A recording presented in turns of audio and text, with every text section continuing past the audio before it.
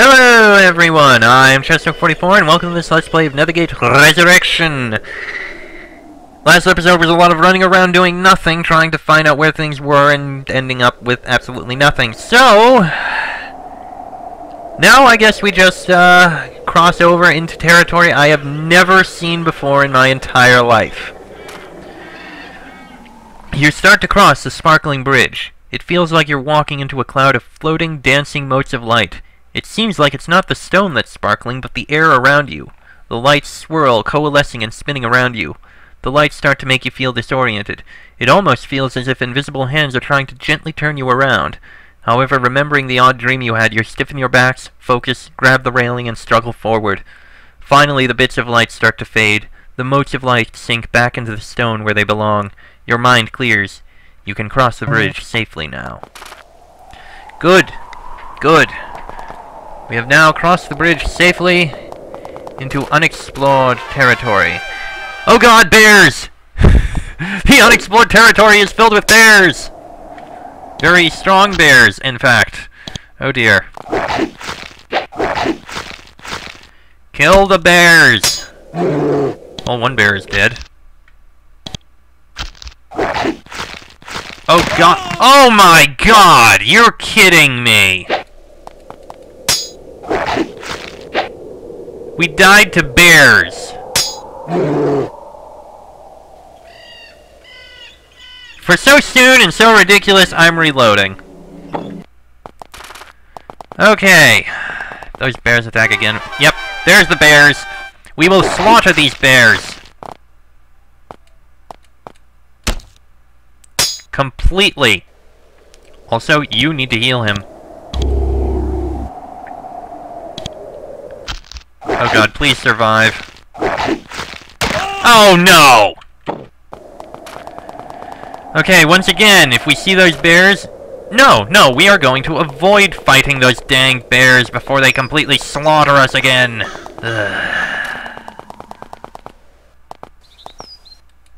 As you hike by, you can't help but notice that this boulder has some runes carved into the side. Years of sun and rain have worn the rock and faded the letter, which weren't carved too deeply to begin with. Fortunately, your hard study of rune reading and related arts helps you figure out some of the words. You read the words strange and wondrous and under me. On a hunch, you start digging out the dirt under the boulder. Soon you start digging items up. Alas, they aren't coins and jewels and rings and such. Instead, you unearth a small pile of old dirty trash. You dig a bit more, but find no treasure, just this junk. Still, if somebody decided that the trash was worth careful concealment, maybe it's useful. Sure, let's take it. You gather up the trash and, wincing at the smell, put it all in your pack. The path of an adventurer sometimes takes some bizarre turns. Silax exuberant trash. This seems like an ordinary item, at first. The more you look at it, though, the more interesting it seems. It fascinates you, although you can't be sure why. You have a hard time pulling your eyes away. Well, I guess we'll find out what that is eventually. Let's take a look to the north, however much we can. Looks like a swamp here. On the shore of the river, you see 3 seals. Strange, you had no idea that seals could live around here. They're huddled together, making arping noises at each other. Then they see you and slip quickly back into the water. Seals? Huh. Not something I would have expected to see around here. I mean, are there really seals up here? Honestly? A glint of light on the riverbank catches your eye. It's a small silver coin. What luck! You get 5 coins. Yay! And that is about as far north as we can go. Okay. Before we head any further west, I want to take a look to the south. Because this is how I do things.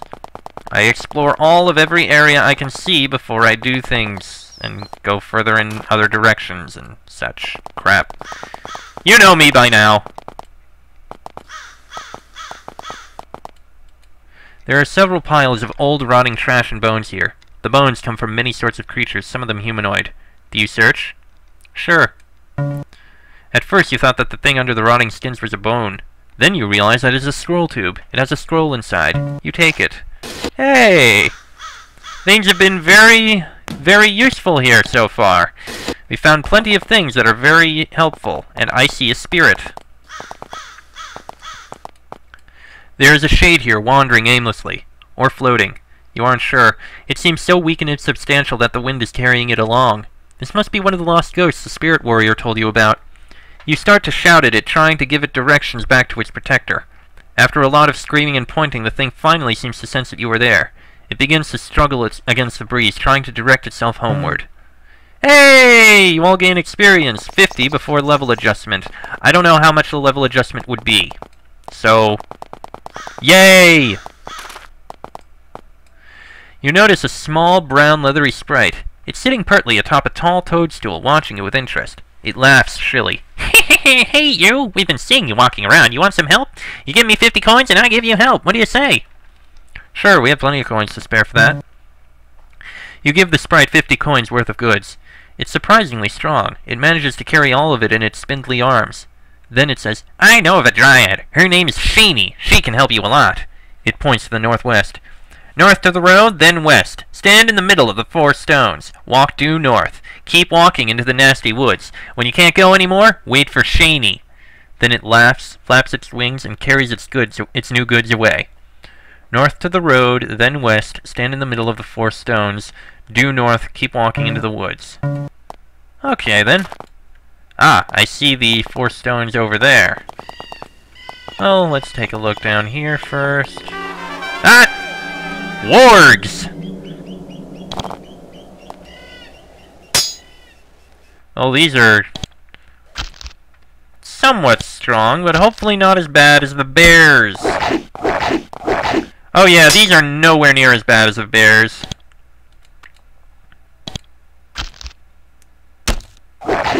Oh, die already. You could use a healing, though.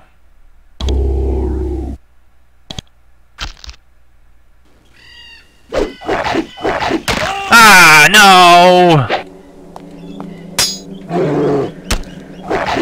Oh, come on! I have to reload after that. I can't carry all their stuff. Ugh! Okay, that's finally back again. That was ridiculously annoying, and I hated it. I'm just going to uncover this area of this map. Huh. There's an area here. Maybe we'll come back... Unless that's actually where the spider is. Let me see.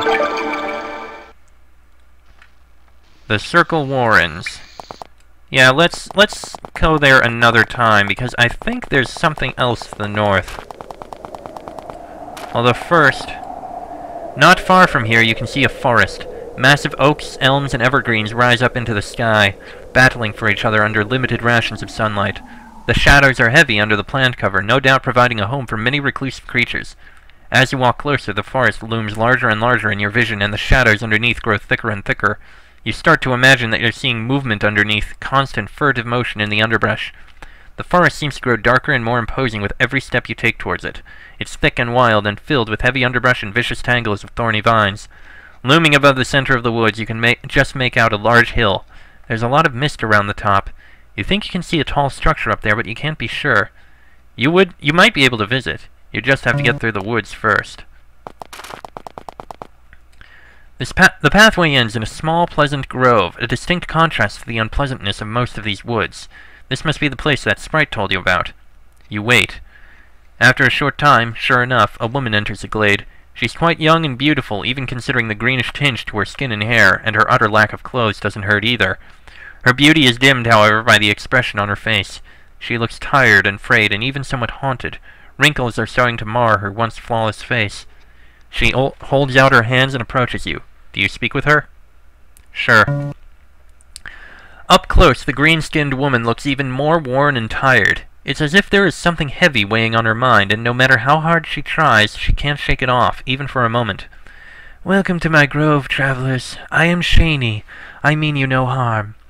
I am a dryad, a child of these woods, these hostile woods, now. I try to practice my arts here in peace. We are the children of the woods. We live in our trees, join with them, become a part of them. We live and die with these woods. That is why their hostility is so painful to us. Why are the woods hostile? The fairies of the spire have cast many powerful spells to defend these woods against you and the other Romans. These spells pollute our homes, and it is a constant struggle to keep them pure enough for us to be able to live. But this tires me, and I would not speak of it. I, like many of my people, am an herbalist.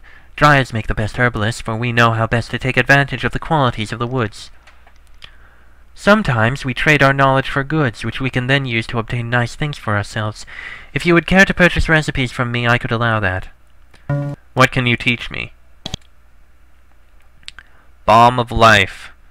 Used to cast some spells. Healing Elixir heals lots of damage. Yes, I think we can use that. And I think that's good for now. But thank you. Let's see. What's this? The sign is written in a beautiful flowing script. Bazaar Venarium West, Hollow Hills South, Ruined Hall, Human Lands to the east. You come across a small pleasant hut situated at the south edge of the large grim forest. It's quite nice, although it looks like keeping the undergrowth back is a lot of work. The front door is open, so you approach. A sign reading House of Paws hangs over the entryway. You look inside and a small man greets you. Hello, travelers! I am Paws! Come on in! On second look, you realize that Paws isn't a man. He's only about 4 feet tall, and hair seems to be sprouting out of every available location. His fingernails are long and thick, and his face makes him look half badger. Ah, I bet you've never seen the likes of me before. But what of it? Human or gnome, I still have the best prices in Shadowvale. Fresh drake meat. Yummy! Put some hair on your chest. Or wherever. Come on in and shop. Sure, you may be a gnome, but I think we can... All you got is food, and you won't sell anything. Okay, then. Thank you for the offer, but I don't believe we need any more. Let's see. Spire Woods West. Beware, woods are haunted. Oh, goody. Haunted woods. Just what we needed. Well, let's... To the south, you hear the howl of a wolf. It's coming from inside the dark woods. Then, suddenly, abruptly, the howl is cut short. There is only silence in its place. Man, when they said these woods were haunted, they were not joking around. You circle around the dark woods. The tall trees, shadows, and heavy undergrowth continue uninterrupted. The west side is just as impassable as the east. As you hike around, you notice an ant the size of your thumb dragging something shiny along the ground. You flick the ant away and examine it. It's a silver ring. Let the ant go.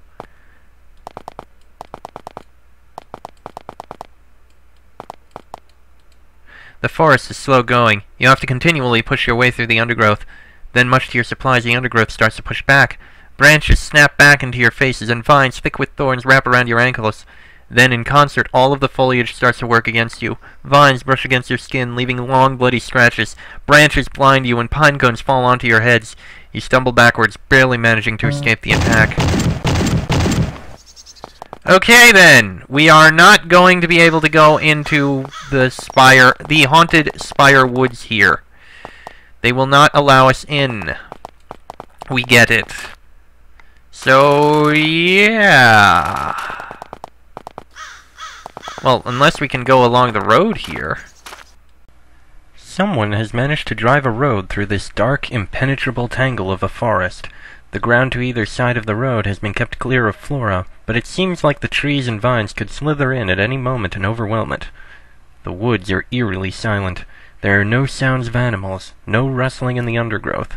Not even breezes dare encroach upon this strange forest. Everything is shadowy and still. Nope. Oh, dang it, I could have read that, but I didn't. Here the road has finally succumbed to the insatiable demands of nature. Vines have grown up between the stones and devoured them, leaving a nasty thicket for you to navigate through. The vines are not ordinary innocuous ivy either. They are armed with long, ugly thorns. In the few areas free of vines, nettles grow profusely. You even see some poison ivy, perhaps a variety. It will be very difficult to pass this mess. Do you try? No. Well, let me save first, and then I'll try. Also, that thing I missed, I'll read it later in editing. Trying your best to ignore the constant assaults from the plants around you, you hack your slow, painful way through the plants. The farther you go, though, the slower the progress, and the more vines need to be cut away. Suddenly, you realize that the plants are growing. The narrow path you have made is collapsing inward. You run back to safety, pushing your way heedlessly through the vicious thorns. You make it back alive, but not undamaged. Well, not going that way, then. Okay, then. Let's see.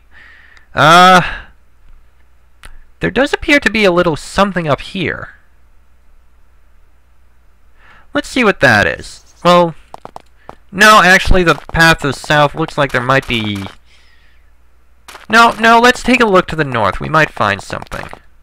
I mean, the map shows a structure of some sort up to the north, so maybe there's something there. If we're lucky. Oh, no, there it is. Oh, wait, here. Temple of Brigantia. This is the temple we were told about. As you enter these woods, you think you hear a footfall behind you. You turn back, but find nobody there.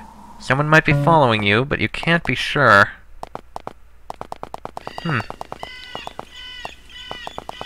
Nothing there. Okay. I'm just going to take a look through here a bit. Shadowvale is a place of contrasts. One place may be bright and cheery, but take a dozen steps and you may find yourself in mists and shadows. You have just stumbled over one of these contrasts. Suddenly you find yourself surrounded by mists. Your feet start sinking into wet, sticky marsh. The sun is obscured by the thick gray clouds, and the howls of wolves echo through the fog all around you. Big swamp over here.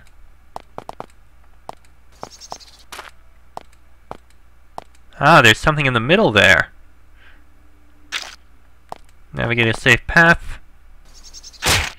Ow, ow, ow, ow. You reach the center of the dark, misty fen, a low hill surrounded by tall, worn stone pillars. As you look around, you realize that you're being watched. It's not just intuition. You can hear movement, quick footsteps in the squishy ground of the marsh. First you hear steps to the south, then the west, then the east, then the north.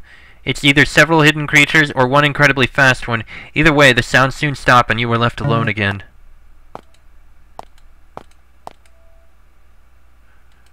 You return to the hill in the middle of the mire. This time you don't even hear anything pacing around you. Nothing is here. Oh, let's leave before something horrible shows up. That said, this is the temple we were told about. Let's see here. This narrow strip of land stretches out to an island in the middle of the lake. There is a large shrine on the temple. Halfway across you are stopped by a group of guards put here to watch the temple. When they see that you are Romans, they do not hesitate to suicidally charge you. 4 Britannian fighters and a druid. Considering the druid, I think this might go badly.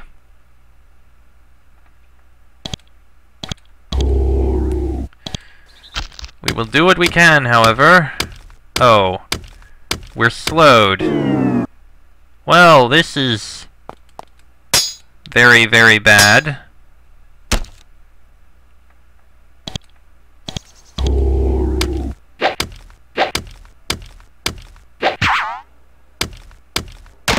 And down goes one of us. And there goes a second. Well, that went poorly. Let's try again. We might be able to, although it will be very difficult.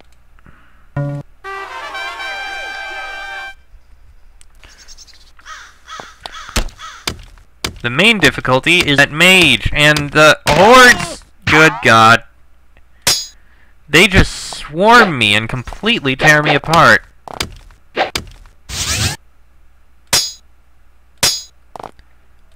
I mean, yeah, we're not gonna succeed in this. Well, I think no, we can't get around it. Okay. Let's explore a bit further to the north then. Why don't we? There appears to be something... You know what? I think there are like 2 holes or things to the north, so let's go to the south instead. I mean, according to the map, there's an area before the river that we can explore without issue. So I think we'll go do just that. Specific... Bears! Not more of these goddamn bears! Kill these bloody bears already. I don't want to deal with them. There. Now you die. I said you die. There.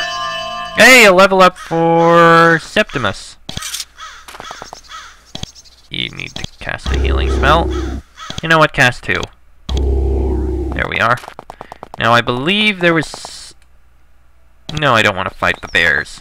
Oh, here's something. Odd, but it doesn't seem to have anything strange. We can't go over there yet. There's something in the way. Oh.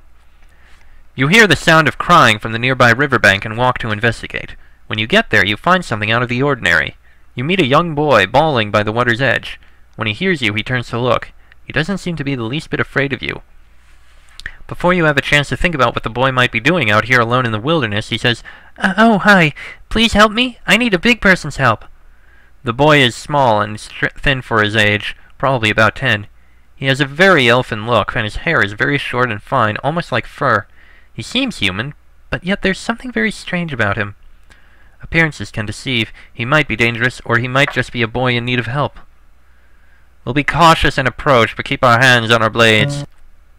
The boy looks sad and points at the river. "I was playing with my ball here, but then I lost it. I dropped it and it rolled in the river, and it's gone, and I can't find it. I think it might be on the other side, but I'm not sure." He wipes a tear away with a long, skinny finger. "Bring my ball back to me. I'll give you a fair payment if that's what you're worried about. Please?" It sits down and resumes his crying. A ball on the other side of the river. Which other side? That said, that seems to be everything but this area here. Well, I think we can take a peek in for a bit. Alright, let's see. We need a torch. There we are. You have stumbled into another of the networks of caverns that seem to infest Shadow Vale. The entry cavern is impressively large. The walls bear the signs of recent excavation. You aren't sure whether this is a natural chamber lined by enterprising goblin slave labor, or whether this whole complex was dug out of the surrounding peat. You are confident, however, that these caves are infested by the typical nightmarish inhabitants of Shadow Vale. You can hear them in the shadows, hissing, snarling, and looking for meat. Peering over the edge of the cliff to the south, you can see that not everything in here is a hideous monster. Looking below, you see what looks like a lone Roman soldier sitting by a small fire. He doesn't notice you. Huh. Yeah, I see him down there. Harun. Interesting. Well, we must speak with this Harun.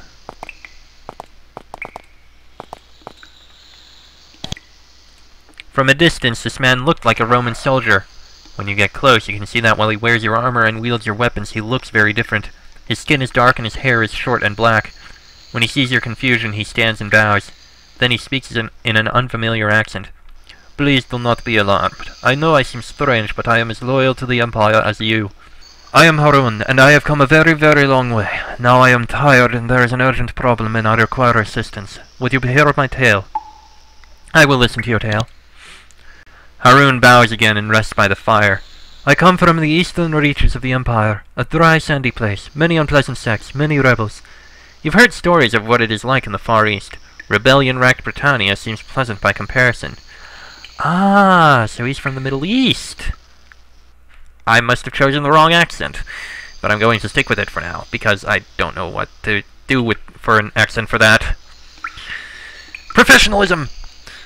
With great effort, I became a Roman soldier. I believe in the Empire. I am faithful to it, but I am not entirely separate from my people and from the old tales. Since you have spent time in Shadow Vale, you know how some of the old tales are turning out to be true. Go on. I heard rumors during my patrols of a mysterious sect, of strange powers, and of the desire of those powers to travel far away to this wet, uncivilized place. I investigated, privately. I listened to rumors. I did some questioning. I heard tales of conspiracy, of rebels hiding in the sewers. I descended, I fought, and then I came to the artifact. Tell me about these rebels. Some in the Far East follow a different religion, one I doubt that you have heard of. They are a rebellious people with holy books of their own. I would rather not go into it. Tell me about this artifact. It was a powerful spirit straight out of the old tales. I faced it. Its power. It was overwhelming. It told me of itself and of its desire to come here. It wanted to fulfill some compact and to use a gate. Obviously I did not understand it. I still do not. I am not sure that I want to. But in the end it convinced me that it needed to be brought here. So instead of leaving the job to the rebels and incompetents, I undertook the task myself. Why did you agree to that? I am loyal to the Empire, but I am not entirely separate from my people. The creature told me how the future would be for the Empire and for us if it helped fulfill its contract. I saw it as my duty to agree, even if it meant never seeing my home again. I will not say more than that. And you walked all the way here? Yes. He shakes his head. He looks very tired. It was a dangerous journey, but full of wonders. I saw Gaul. I saw Rome itself. But when I reached Shadowvale at last, I made my first mistake. I met a Roman patrol led by Titus Vorenus, curse his name. I was half dead from fatigue and hunger, and I told him more than I should have. They saw their opportunity. Titus seized the artifact, and he and his companions deserted with it. They had dealt with the forces here long enough to see the power that a greedy, unscrupulous person could attain, and the artifact I bore contained more than enough for the likes of them. What happened then? I tracked Titus and the others here. I have camped outside his lair, trying to find a way to reach him before he tapped the power of the artifact, and the entity attached to it. And I have waiting for someone with the wisdom to see what needed to be done, and to aid me. I need your help, and the Empire needs it. Titus must be stopped before he obtains the power he seeks. I want to know more about this artifact. And I cannot say more. I made that mistake once already, and I lost it. All I can say is that it must be returned to me so that it can be taken to its destination. It is too dangerous to be allowed to remain in the hands of our kind. What will be done with it? I am not entirely sure. It will be taken far away, that is all I know. So far away that we will never find it again. Haroon rests by the fire. Now that you can see him closely, you can see that all of his equipment is worn out. There are holes worn through the soles of his boots. He has truly traveled a long way to be here. Tell me about your homeland. Haroon looks very sad. To the Romans it is dry and desolate. For me, I hope that I do not die before I see it again. What exactly do you want from me? Titus Vorenus is holed up in these caves. He has the artifact. He has the creature that is attached to it. He is extracting power from the creature. He must be stopped before he becomes too strong. Find your way to him, kill him, and bring the artifact to me. Extracting power? That is rather vague. It is strange, I know, but the creature, for all its might, is bound to our kind. It is part of its nature, that it must serve us, if we can find it the right way to request its aid. Titus Vorenus is slowly learning how to command the creature. Every day that passes, his mastery increases. How do I know that you won't abuse the artifact? Haroon laughs bitterly. If I were not true, why would I have undertaken the journey I did? Left my home, my family, my love to... I am true. I only hope that the creature is true to the reward it offers. Any advice for how to reach Titus? He has created powerful defenders for himself, but he is untested in his powers and he was sloppy. You may be able to find a way to weaken them before you approach them. That's all for now, thanks. Well! Wait, some trash falls out of my pack?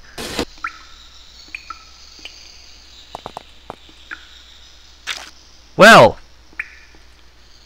I don't know what fell out, but I think I know what this, Silax exuberant trash does. And we are not going to carry that thing around anymore. Okay. Didn't we have a haste elixir? Ah, damn it. Oh, well.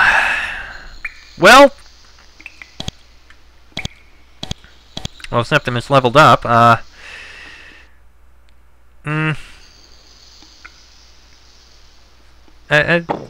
Isn't there... When can we learn more spells? There has to be a way. Ah! Oh well. Put a point in... Yeah, put a point in slings, that way you can provide a bit more assistance when needed. And 1 point in Roman training, I suppose. Yeah, 1 point. They can have a little training in Roman training. That said, I think we're going to end this episode here. This box is held shut by a small, delicate padlock etched with the number 3. It looks like it'd be easy to pick or break. Turns out to be able to stubbornly resist all of your efforts to open it. You don't have a key that unlocks it either. Eventually you give up. Alright, well, I think I'm going to end this episode here. It's been about half an hour. Next episode we'll see what we can do to help this Haroon find this artifact and the creature attached to it. I have my theory of what it could be, but we'll find eventually. But that'll be in the next episode. So, until then, I am Chester44, that is Julius, Augustus, Septimus, and Octavius. This has been a Nethergate Resurrection Let's Play, and I shall see you all next time.